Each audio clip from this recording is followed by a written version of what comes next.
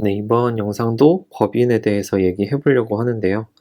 저번 영상에서 제가 법인 좋다고 좋은 점 많이 말씀드렸잖아요. 네, 오늘은 또 나쁜 점, 별로인 점 한번 얘기해 보려고 합니다. 그래서 장점하고 단점이 다 있으니까 본인 사정에 맞게 선택하시는 거거든요. 그래서 저는 회사를 다니고 있기 때문에 법인을 한번 만들어서 다른 수익을 회사에 좀 티내고 싶지 않다. 이게 목적이 커서 하고 있습니다. 그래서 보게 되면 저번에 한 거랑 똑같아요. 도대체 왜 만들어? 이제 별로인데 붙었습니다. 회사 분리. 이거 저번에 장점이라고 말씀드렸잖아요. 근데 단점도 있어요. 그래서 이것도 말씀드리고, 부동산 투자도 저번에 분명히 장점이라고 말씀드렸는데 안 좋은 점도 있거든요. 그리고 세금 문제. 이거는 세금 말고 뭐가 또 문제가 있을까? 이런 식으로 해서 준비를 해봤습니다. 그래서 첫 번째로 회사와 분리. 요거는 이제 여기 개인하고 법인이라는 이 법으로 만든 사람하고 분리된다고 말씀드렸잖아요. 근데 이제 문제가 돈도 분리되는 거예요. 제가 유튜브나 블로그로 수익이 발생하면 이쪽으로 갈 거라고 계획을 하고 있다. 이렇게 말씀을 드렸는데 얘를 다시 일로 갖고 오는 게 안 돼요. 그러니까 마음대로 갖고 오면 안 돼요. 그게 문제점일 수도 있다. 돈도 분리된다. 이렇게 표현을 해드렸습니다. 그래서 각자 크는 겁니다. 이제 얘도 크고 얘도 크고 이런 점이 있다는 거 알고 시작을 하셔야 됩니다. 그래서 이 개인이 있죠. 그리고 법인이 있는데 여기서 수입이 많이 발생했어요. 수입이. 근데 개인 여기 뭐 두 분 중에 한 분이 대표자고 한 분이 뭐 주주일 거 아니에요? 그럼 이 돈을 제가 개인이 사용해야 훨씬 행복할 거 아니에요. 얘도 벌었으니까. 그럼 일로 가져올 때 월급으로 가져오던가 아니면 배당 이런 걸 통해서만 가지고 올 수가 있어요. 그렇게 되면 여기로 갈 때 월급을 받으면 4대 보험도 나가겠죠. 그 다음에 월급에 대한 세금이 또 나가겠죠. 노동 그거 월급에서 떼가는 세금 있잖아요. 뭐 그런 것들이 있고 배당으로 줬다고 해도 뭐 우리 배당 수익률 할 때 15.4% 떼가잖아요. 그러니까 요런 거를 떼야지만 이 법인에서 개인으로 돈을 보낼 수가 있는 거예요. 안 그러고 이런 세금 신고를 안 하고 바로 다이렉트로 보냈다. 그럼 이거는 횡령이 되는 거죠. 횡령. 이런 점이 있어요. 그래서 법인에서 개인으로 들고 오기는 어렵다. 그런 점은 단점인 것 같아요. 그러니까 돈도 분리된다. 그래서 얘가 쓰는 건 얘가 쓰게 하고 얘가 쓰는 건 얘가 쓴다. 이런 생각으로 조금은 접근하시는 게 좋을 거라고 생각을 합니다. 그리고 이제 부동산 투자에 대해서도 말씀드렸잖아요. 그래서 뭐 양도세가 좋다. 이렇게 저번 영상에서 말씀을 드렸는데 이 710 대책에서 나온 그대로인데 안 좋은 점도 있어요. 그래서 보면 취득세는 올라갔어요.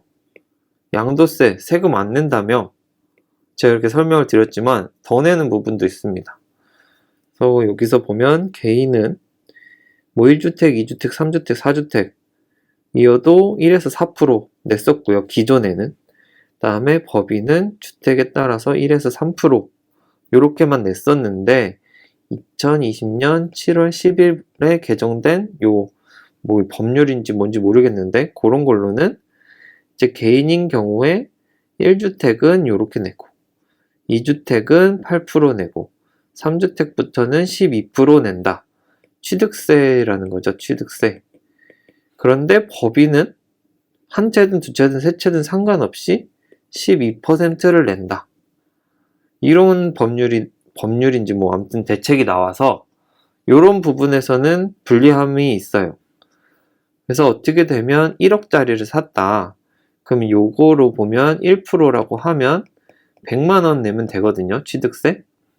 근데 이제 1억짜리를 샀어요. 근데 12%라 그러면 1200만 원 내야 되잖아요. 이건 굉장히 차이가 크죠.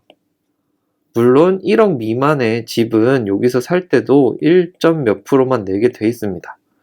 근데 이제 공시지가라는 거가 이제 나오는데 그건 복잡하니까 피해갈 수 있는 건 공시지가가 1억 이하인 거는 피해갈 수는 있지만 그 이상 뭐 한 2억 5천 이상 하는 것들은 무조건 12%를 내야 된다. 그래서 이런 것들은 법인으로 투자하기가 어렵다. 이렇게 알고 계시면 될 것 같습니다. 그래서 세금을 더 낼 수도 있다는 점 일단 알아두셔야 될 것 같고, 추가적으로 또 있습니다. 이거는 이제 6월 17일 날 관리 방안으로 나온 지침인데, 보게 되면 얘도 결국 세금 더 내는 내용입니다. 그래서 법인 보유주택에 대한 종부세율 인상, 이렇게 써 있습니다. 보유주택에 대한 종부세니까 요거는 보유하는 기간 동안 내는 거예요. 그래서 보면 현행은 개인이나 법인 구분 없이 보유주택에 공시가를 합산하여 종부세를 부과한다. 이렇게 돼 있잖아요. 근데 이제 개선해서 법인 보유주택을 단일세율로 3%, 4%로 하겠다.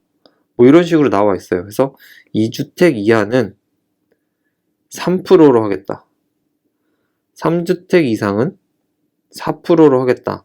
이런 식으로 발표했는데 지금은 2주택 이하는 3%에서 뭐가 더 들어가서 3.3%라고 알고 있고요.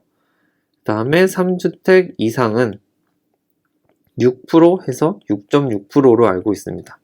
여기서 조금 더 개정된 거죠. 그래서 보유만 해도 1억짜리 보유해서 만약에 1억짜리가 공시 가격이 다시 1억이라고 해봅시다.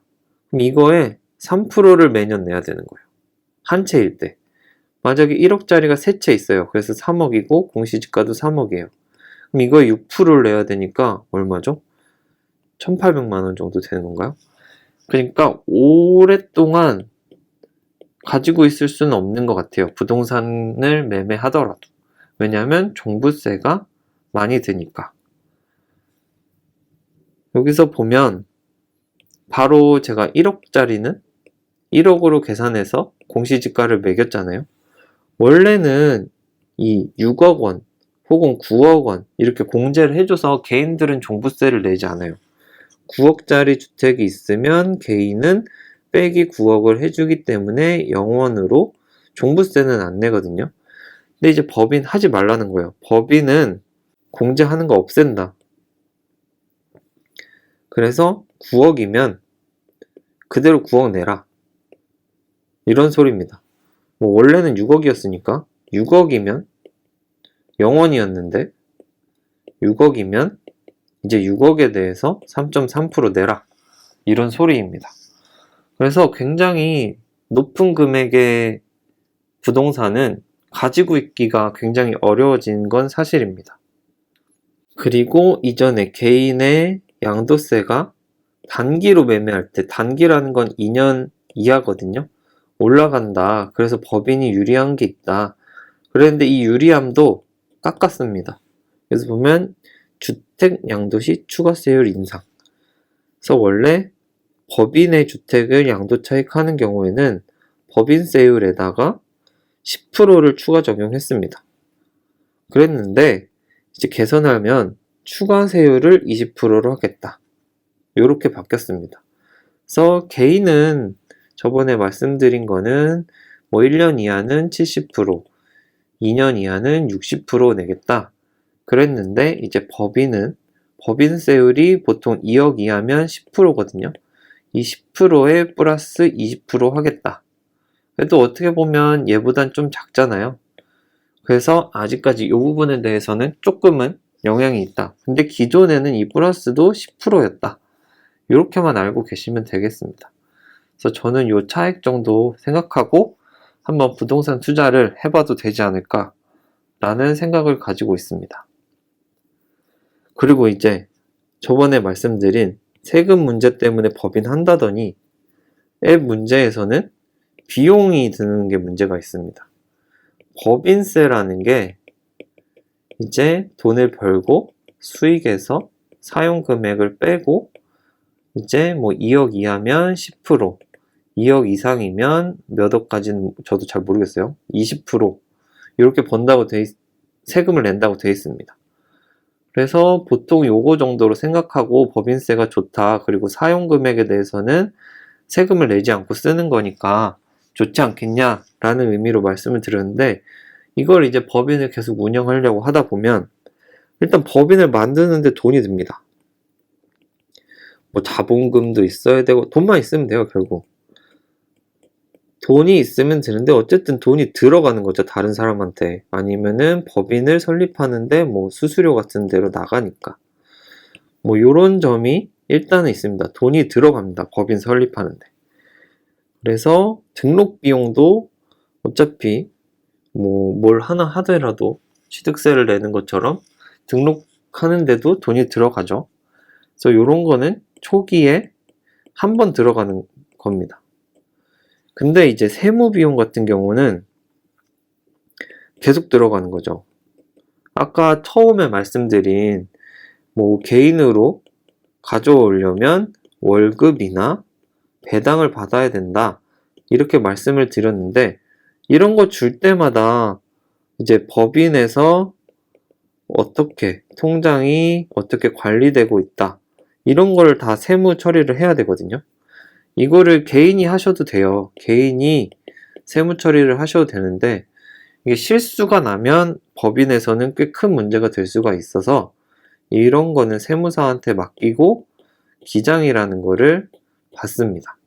이게 보통은 한 뭐 10만 원에서 15만 원 사이로 있는 것 같아요. 그리고 법인세 요거 계산할 때 매년 계산하거든요. 1년에 한 번.